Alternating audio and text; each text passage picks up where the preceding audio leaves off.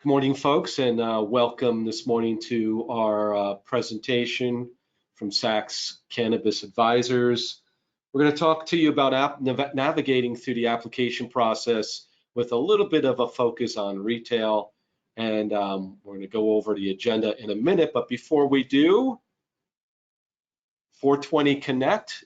If you're interested in networking with like-minded professionals in the cannabis space, you can visit 420connect.com to learn more. We are, Sachs is one of the founding members of this new networking group, and we are having an event later on tonight.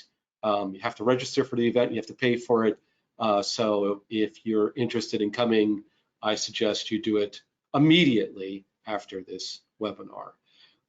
Okay, let's go to the agenda. So today's agenda, we're keeping it pretty slim. Folks, we really want this to be more conversational and less structured. So we're going to do an application overview. Adam's going to do that. We're going to talk a little bit about best practices, because now that we've been in this, we've been seeing how the application process is going. We kind of expected certain things. Certain things have panned out the way we thought, certain things haven't.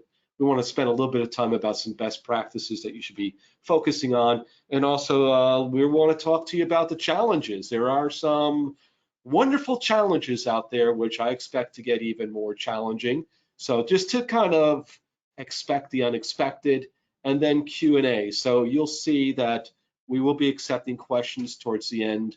We will be reading off those questions, so make sure in your chat box, if you have something specifically you want to ask us, I'll turn over at the end the question section, and Adam and I will go through them. And if we don't have the answer immediately, we'll kind of send you a separate email answering that, or if we don't think that it's either good for the entire audience or whatever, we will answer them. But we will answer every question that you send in, either on the webinar or offline.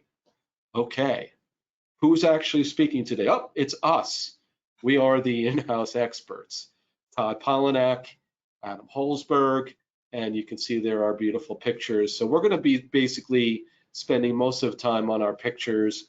It's good that they actually, I don't know if on the screen our pictures are lined up or not, Adam, but on my screen they're lined up. Otherwise, people could definitely get confused that I'm Adam and you're Todd, but that's unlikely. But before we get started, I want to kind of kick off these meetings that we're having, these updates, and it's been a while since we kind of updated everybody with what I'll call an FAQ. You know, growing up in my life as a CPA, people for whatever reason always wanted me to answer questions on their tax return, and often I was like, you know, I tried my best, but I'm not really a tax person per se. I know 280E, but I'm not a tax person in the personal income tax zone. But I'm now finding that cannabis, since we are the in-house experts, people from all over are asking me cannabis questions. And I want to throw out a frequently asked question that's unrelated to the application process that I get all the time, Adam, and you are going to answer it hopefully correctly. And the question is this: can I legally buy weed in New Jersey right now? Can I legally buy weed in New Jersey, cannabis? I'll use the word cannabis instead. What is the answer to that? Well, if you have a medicinal card, you can legally buy cannabis. But what if you don't have a card that grants you that right? Then no one's legally selling it yet, so you can't. You can't. And we could probably, I'm going to leave off, you know, what could possibly happen to you. I don't want to get into that discussion. But there is no legal market other than through the medical marijuana card to buy cannabis. Is that correct in New Jersey? Yes, that's the market as of right now. So the people who are driving around in the trucks, the weed trucks, and saying that if you buy their tchotchke for $100, they throw in, you know, I don't know, 1/8 of an ounce for free, that's not legit. I'm assuming that's the case, right? Yeah, that's the gifting scheme is not legit. So folks who keep on asking me that question, that's for you. And perhaps every time we meet, we'll have another frequently asked question. But let's go right into the application overview. So Adam, I know we're not going to issue all the slides that we did last time. If folks should want to go back to a previous webinar, we did show all the slides. I wanted Adam to kind of go through the application process once again, and then we're going to kind of talk about it and some best practices. So Adam, take us through what people need to know about the process if they don't know. As Todd said, this is just, general overview, background information, just a recap of everything that's been out there. So we are, almost a year from the anniversary of the law being passed. I think next week will be the 1-year anniversary of that. So there are 2 different kinds of applications. You have your conditional application, and then you have the standard annual application. There's also 2 different types of businesses. You have your standard business and your micro business. So just breaking down, just a quick recap of what everything means. Conditional licenses are, very common from the first application period with the cultivators, manufacturers. I believe the vast majority were conditional applications. And a big part of that is because of the real estate aspect. So if you don't have your real estate locked down, or you don't have your township approval, then the conditional application is the right path to go. Just want to make a point of that there are some limitations with that. One of those is your AGI, your adjusted gross income. So for single filers, it's 200,000. Married filing jointly is 400,000, and that essentially that condition is for each owner of the company. The other aspect is the micro businesses. So there are limitations with that. You are restricted on the number of plants you can possess, the overall size of the facility, and the number of employees. We do get questions sometimes about the square footage. So right now, by the law and regs, it's 2,500 square feet. People ask, well, can I own a bigger space? Whether it's from the previous stage for cultivators, they're asking, what can I own more so I can manufacture? For retailers, they're asking more if they could potentially expand, a year later when they want to convert. So how the law is written in the regs and how the CRC has kind of described it is you can own more space, but the actual cannabis business area is limited to 2,500 square feet. So you have non-cannabis areas that are greater than 2,500, but the actual cannabis equipment infrastructure is limited to that 2,500 square feet. So just wanted to make a point of that. The same priority review is going to be happening again. So you have social equity businesses, diversity owned, and the impact zones. I'm not going to get into the details on what each of those are, but those are the 3 main priority review areas. I guess the one thing I should mention, which I should have mentioned in the beginning, is next month is when the application for retailers is going to kick off. So we are 1 month away from the retailers being able to submit applications. The cultivators, manufacturers, testing labs, they started about 2 months ago, December 15th, and that's still ongoing. The CRC hasn't placed an end time yet for that. If you remember, so the CRC essentially said they're not going to implement an end period, and once they do decide to end the application window, they'll give a 30 days notice. So there's been no 30 days notice at this point in time. Also with it is how they're kind of scoring things. So it's on a rolling basis. It's not an instance of where everyone's submitting, they get all the applications and then, score the applications, and the highest scores get, the license. It's on a rolling basis based on a prior review. And essentially you need to make sure that all the questions are being asked, all the different documents, everything that's out there, you are answering and answering correctly, because you essentially need full points on every category. Otherwise, you lose the points, and if you don't get full points on any category, you need to now correct that and resubmit the application. So it's very important. You want to go ahead and get everything right the first time, because the CRC is very backed up reviewing the applications. By law, they were supposed to take up 90 days, I think it was, but it's going to be much longer than 90 days. So you don't want to wait that time period and then find out something was incorrect, and now you need to start over and resubmit. So you definitely want to avoid that. Okay. So also with that, there's, with priority review, there's different levels. With that, there's conditional applications of micro businesses gain higher priority over standard license applicants. There's also no caps currently issued for retailers. So if you remember from the first stage, standard cultivation licenses were capped at 37. There are no current caps for retailers at this point in time. I should say it's set by the CRC. However, local townships are setting some caps.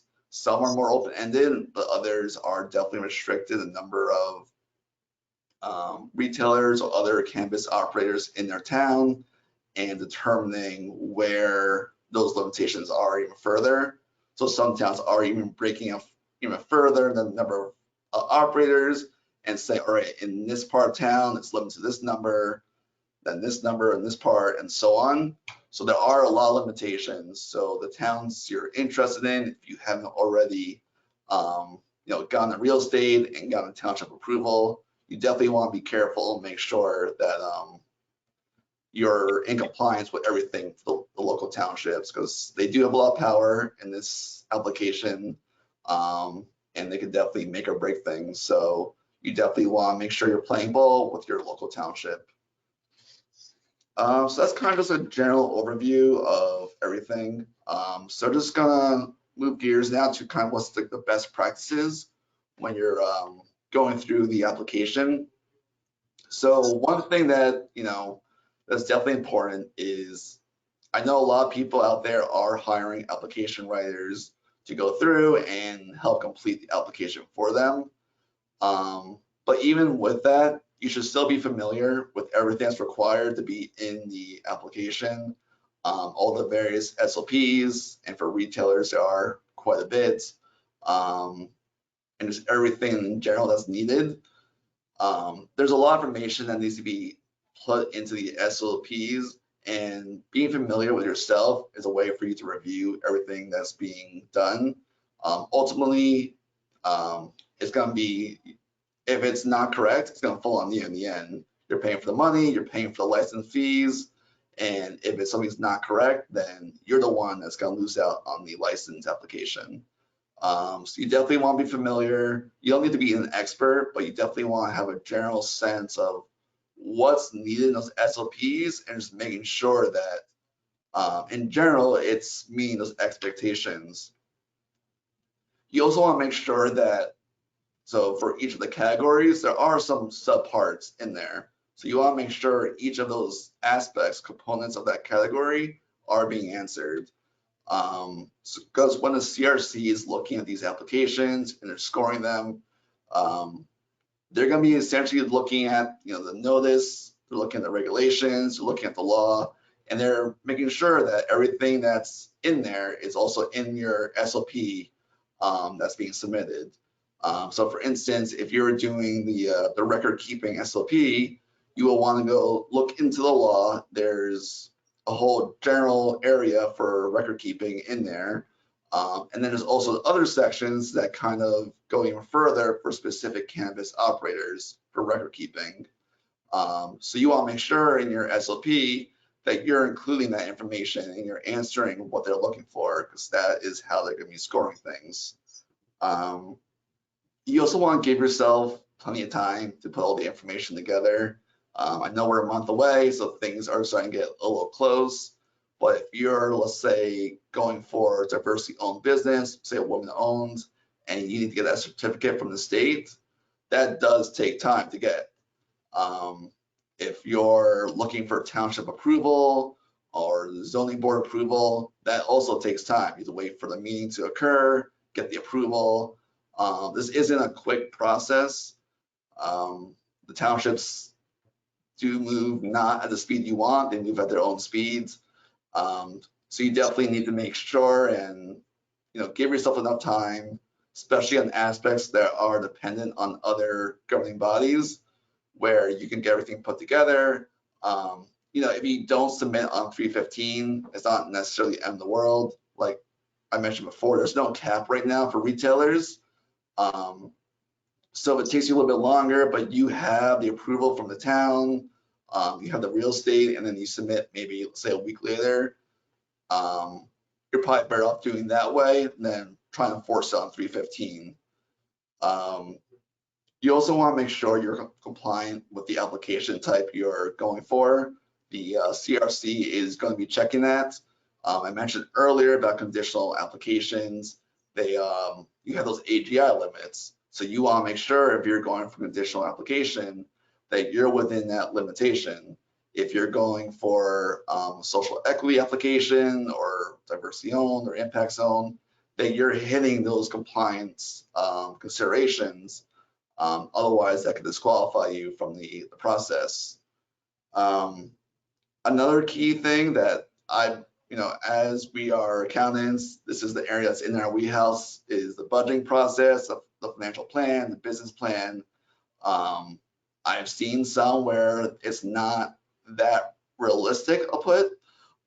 So you definitely want to make sure that when you're putting together the budget, you're being realistic on what the costs are, what the sales projections are,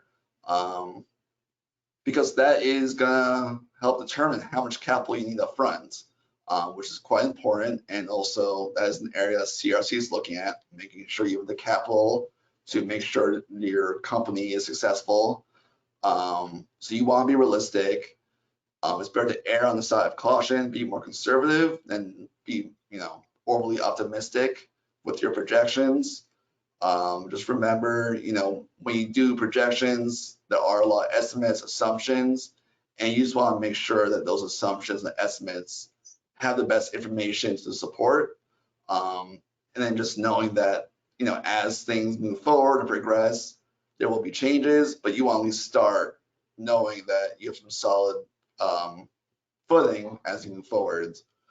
And then, just going back to the towns, if you haven't received approval yet, you're still working with the town, a good idea is to start working, trying to support the local community.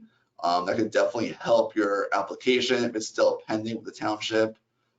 Just reaching out to the town, seeing what programs or services they may have that maybe are underfunded or need additional support, and just seeing how you can provide assistance. Getting yourself implemented in the town that you want to be operating in, especially in cannabis where people are still have some hesitations. It's just a good way to really, get involved in the local town, embrace the local community, provide back to that town that you're going to plan to be operating in, and that'll definitely help when they, score your application. When I say the local town does. So that's just something to keep in mind. And then the last point I just want to make is each township is having their own process. So we kind of focus on the CRC's process, but you definitely want to make sure you understand what the town is looking for. Each town has, is asking for different things. Some more, some are looking for more than others. There's different fees. Of course, there's different zonings. So you just want to make sure that everything is being followed, and just making sure that you're compliant with everything that the town's looking for. As I mentioned earlier, the towns do have a lot of power here. They could definitely make or break an application. So you definitely need to play nice with your town and, you know, work with them as they move forward with your application. So with that said, I'm gonna pass along to Todd now. Who's gonna go over the challenges that's being faced. So before we get into challenges, Adam, just a few things to go back on the best practices. I mean, what we've found is in some cases, the folks who are doing the financial modeling are really, which you mentioned, are not using realistic numbers. I think a best practice would be folks that when you're doing the financial modeling, which actually gets brought into your business plan, you can actually use that financial model for your business. In other words, I know that a lot of people want to just check the box and say that we have this, and they're just throwing information in there, but that's really not prudent, because in the end, if you don't really have a true financial model, you don't know what your projections are.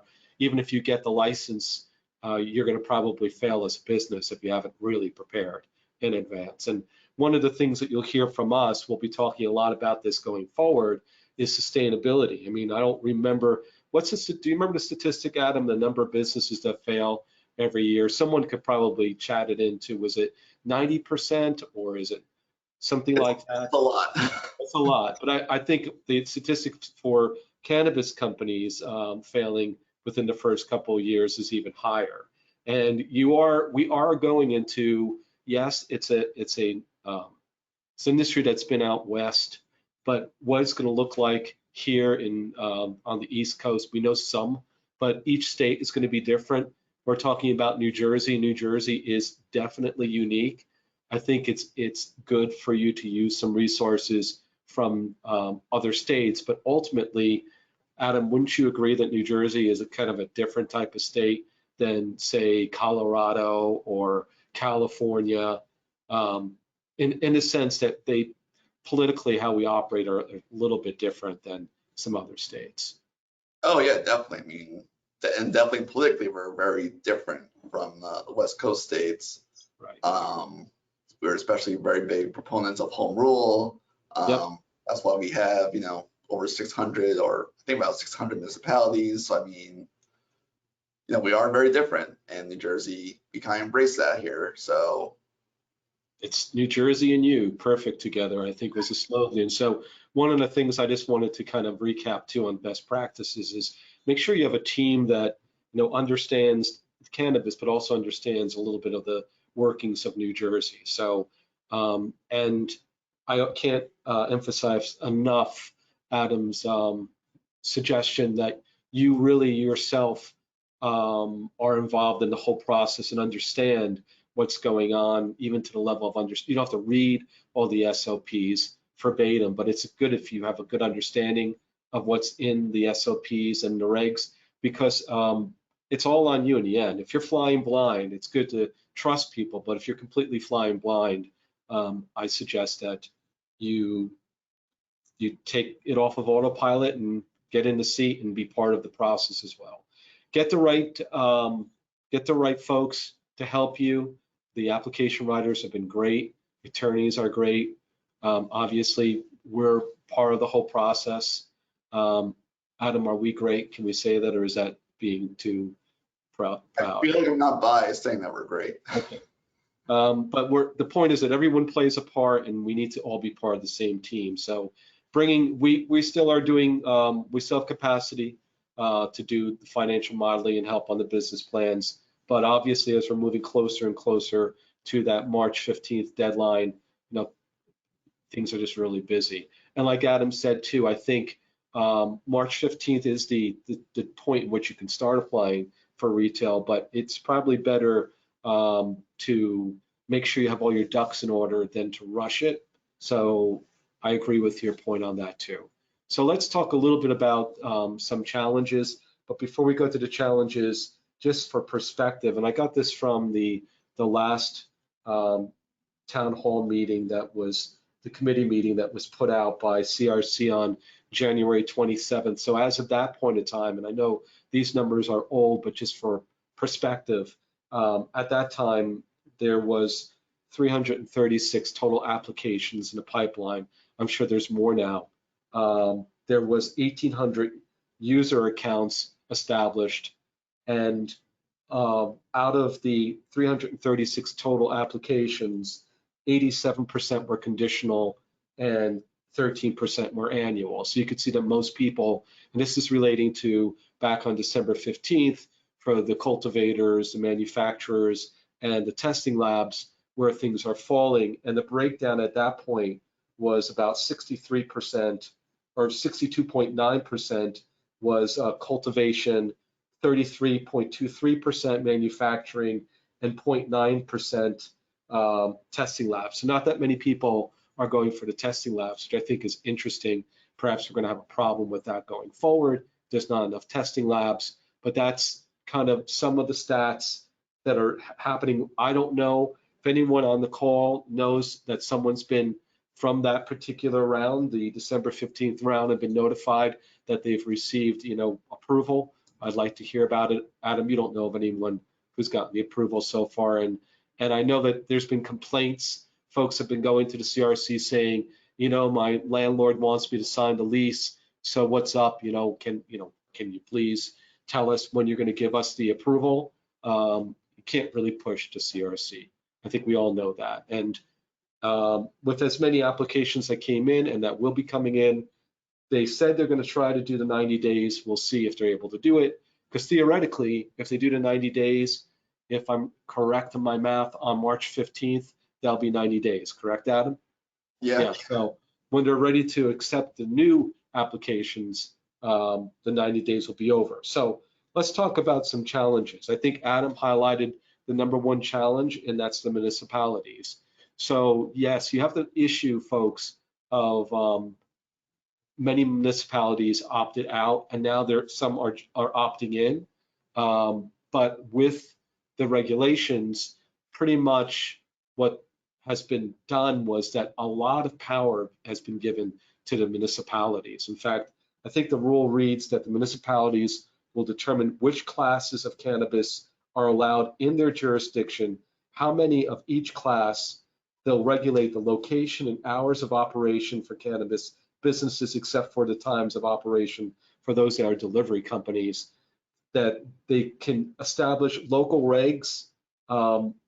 So they pretty much, if they wanted to, they can determine, as long as they're not violating the other statutes, they can make it even more onerous to open up a cannabis business a distance even greater than what's stated from a church or from a daycare center, or et cetera. So they can do pretty much whatever they deem fit. So you do have, again, they can levy local taxes up to 2%, and they can also require fees for their own application process. So one of the challenges is this, folks. Well, one challenge is that, have you ever done anything through a municipality or through the zoning folks? Or, I mean, if you have, you know how difficult it could be to get things done, right? So what I've been told by people is make sure that your site fits in as closely as possible to whatever the local regs are, so you don't need necessarily get a waiver of a zoning ordinance. And the other issue is that, a lot of folks came to us early in the game. I don't know if you remember, and said, we know the mayor so well, or we know the city council so well, and they told us for sure they're going to back our particular cannabis business. And I think a lot of folks are finding out now that that's not the way it works. You do have to go through whatever the process is for your municipality, and for the most part, they can dictate the number of businesses that they want and the type of businesses. And it is pretty clear in the law. You can laugh if you want, but it does say that no politician can get a fee for specifically recommending a particular cannabis group in their town. I don't know, what is that called? Graft? Is that what it's called, Adam? Or something like that. It's whatever it is, it's not legal. But we know too that, because of the number of folks applying, especially for the retail license, it seems, to these particular towns, that those people who don't get granted are going to be pretty upset. And there's a possibility that there's going to be some lawsuits that may slow down the process. That's what I'm hearing from my attorney friends, that they expect some litigation to kind of slow down the process. So that's one possibility. The other possibility is you get the support of the municipality, you get that letter, and they're actually granting you a site that doesn't fall into the regulations. So we've heard some of that, in other words, they're not the proper distance between the schools and the houses of worship, and whatever is being specified in the law, and the town just doesn't realize that they're blowing it there. I guess that's why you need smart attorneys to work with the municipalities, that they need to know the rules too. So imagine you got the support and you got the site, and you find out that the CRC rejects you because it doesn't match the law. So you, again, like we said earlier, you need to make sure that you do your own due diligence in the whole process. You need your team of people, but that's the issue. And the other issue is, with this, we're all assuming that all this is going to go smoothly, or at least most of us are not. But you have to also understand that it's going to take time, even after you get the license approved. You're going to have to build out the site for retail. You're going to have to make sure that you can demonstrate that you're in compliance with all the laws and regulations. The CRC is going to come and do an inspection, correct, Adam, of the site to make sure you're in compliance, and then they're going to grant you the license. So for retail, retail is basically you're selling the product. For the retail operations, it's going to be a long process before you start having sales. So are you properly funded? Do you have enough capital to keep yourself going to that point? And then within the first year or two, you're going to be perhaps operating at a loss or break even. So making sure that you have enough money so that in the end, you're not part of that statistic. I don't know, someone quoted as high as 98% failure rate in cannabis companies. I don't know if it's that high, but make sure that you're among the small percentage that does survive. Make sure you have the right capital, the right backing, the right professionals to advise you along the way. You see any other unique issues with retail besides the site, Adam? No, I mean, that seems to be the biggest hurdle right now, is really locking down the real estate, making sure it fits all the zoning parameters that both the CRC and the town has implemented. Because, as you said, there's only so many towns that are in the law and have not opted out. The towns have zoned the towns and really reduce the areas where those could be possible locations. So there are definitely limited supply out there from a real estate standpoint. Yeah, and to find the right one that, hopefully is going to fit in with what you're selecting as far as the type of license is important too. And I mean, someone actually asked a question, I don't know, it's an interesting one. What will happen if an applicant is given a conditional license for a micro, and then none of the municipalities nearby either have opted in, which you probably should have known before you applied, or don't have the space because they've granted it to somebody else? And what is the answer to that? What happens to that applicant? Seems like you're gonna need to wait until, if the towns have opted in at least for some real estate to open up. You're in a bad spot then. Right. I've also heard some challenging stories of, since the landlords do have the control, pricing being kind of ridiculous, and you need to weigh that.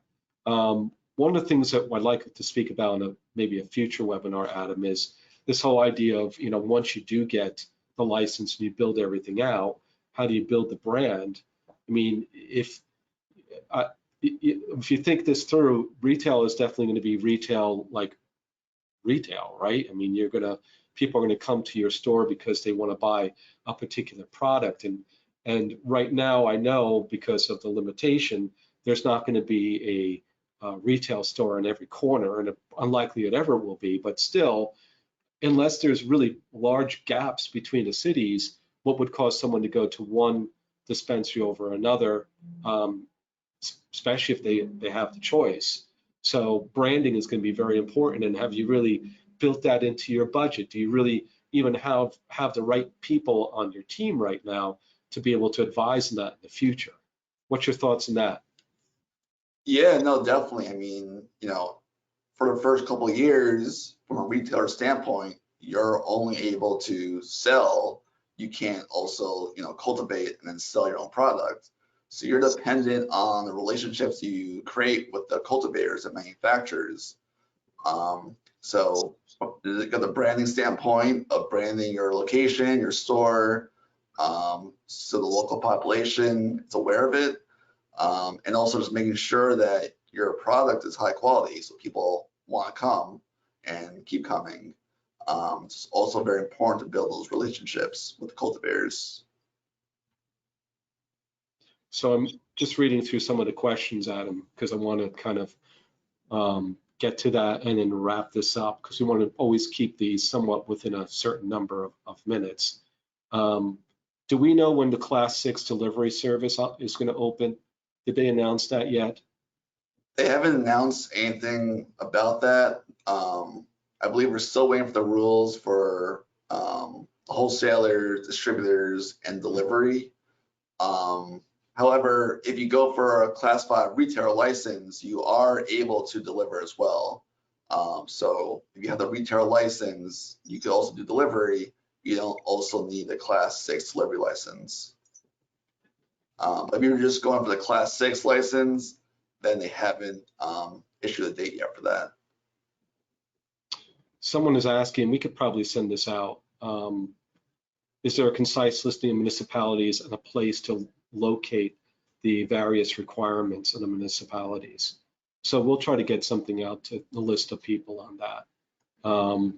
You know, like what you're asking for, I don't know if it fully exists, but it does to a certain degree. You can have the listing of the municipalities that have opted in. I think that's one thing for sure.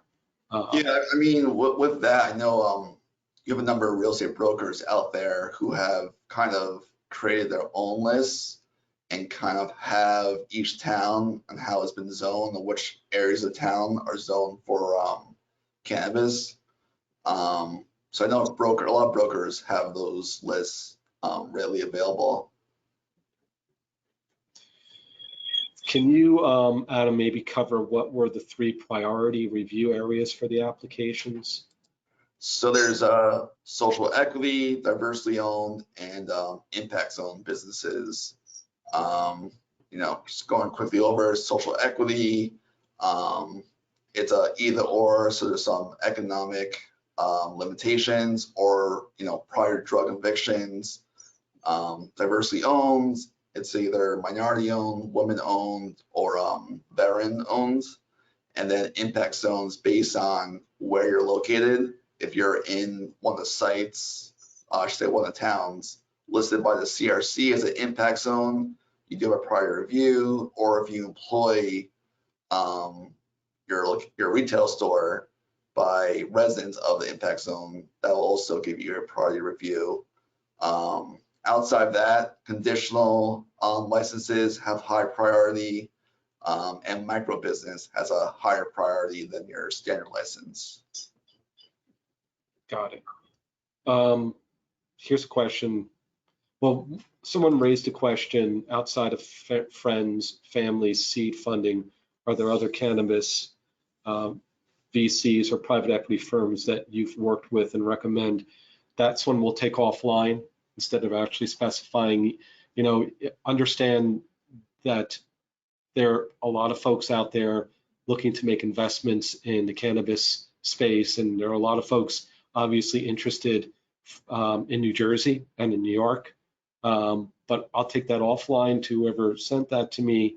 And then another question that came up, we may need a little bit more information from this person who sent it in, Adam, but it says, if I have secured property and local support, what should I do if I am awarded a conditional license in regard to starting to build out my facility, or do I need to wait until the CRC approves my conversion application? So this is an interest. Normally in the conditional, you haven't secured your property or your local support.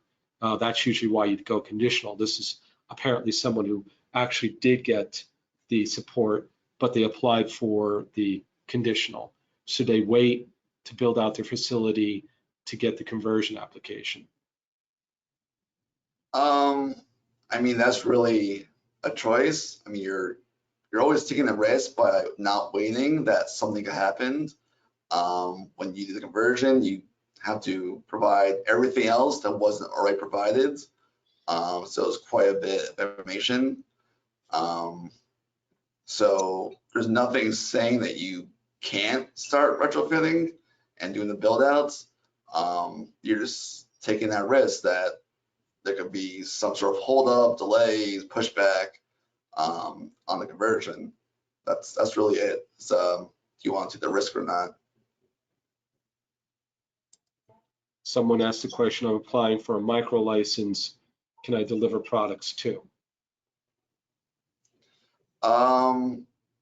I don't remember anything saying you can't. So you have the retail license. I don't think there was a specification in there only making that for a standard.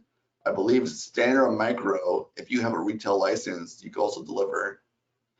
Just remember though, you're limited to 10 employees. So if you have one person delivering, now you're down to 9. So just keep that in mind as well.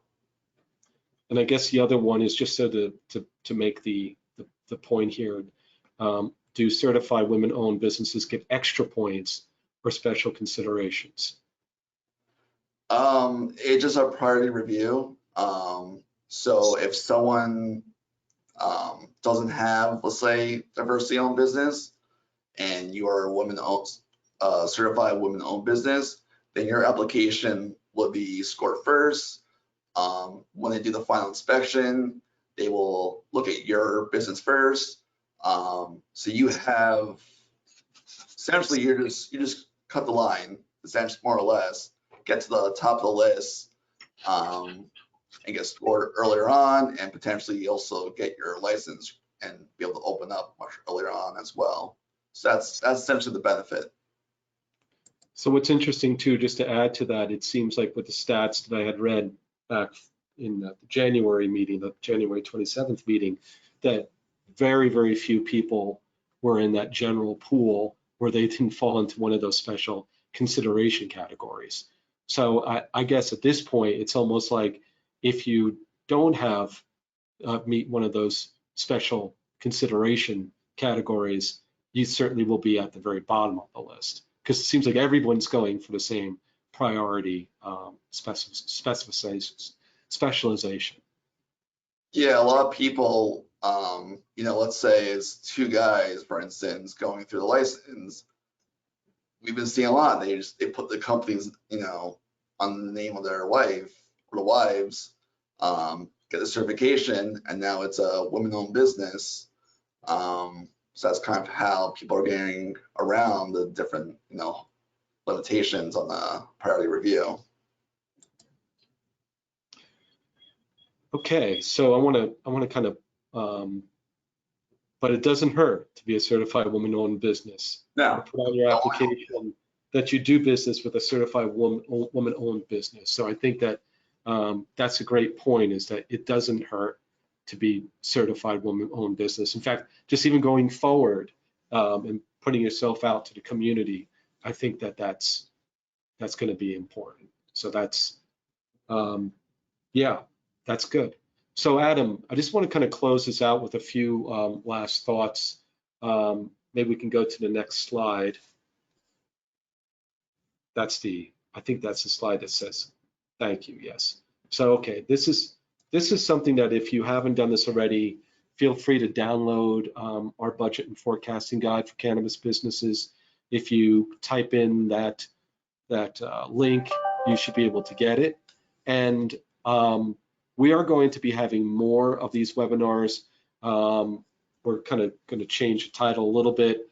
We are going to be interviewing some folks in the cannabis space who've been in the cannabis space for a while to give their perspective. So be looking forward to those webinars that we'll be giving.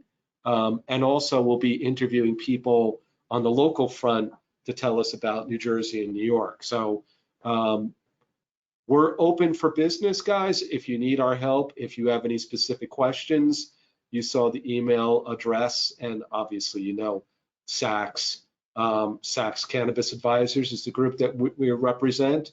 And if you get a chance, come to one of the 420connect.com events. A lot of people are scheduled to come tonight. I don't know how many will actually show, but they did pay. So usually when people pay, they try to show up. But wanted to just wish you a great day and keep up the good work. This is a very exciting and new industry.